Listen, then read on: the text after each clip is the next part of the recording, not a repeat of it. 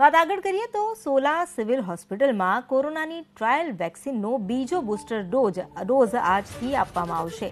Trial રસીની કામગીરી જે કરવામાં આવી રહી છે તેનો સમય વધારી દેવાયો છે। હવે સવારના 10 વાગ્યાથી રાતના 10 વાગ્યા સુધી આ કામગીરી ચાલશે। જો કે આ પહેલા બુધવારે એક વોલન્ટિયરને પહેલો ડોઝ લીધાના 28 દિવસ પૂરા થતા ટ્રાયલ રસીનો 0.5 mlનો બીજો બૂસ્ટર ડોઝ આપવામાં આવ્યો।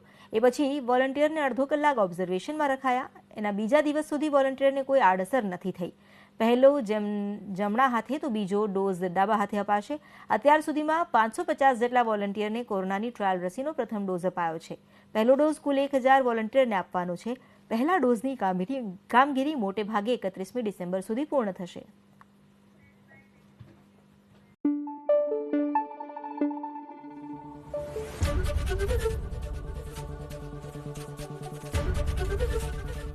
एबीपी अस्मिता, गुजरातनी अस्मिता।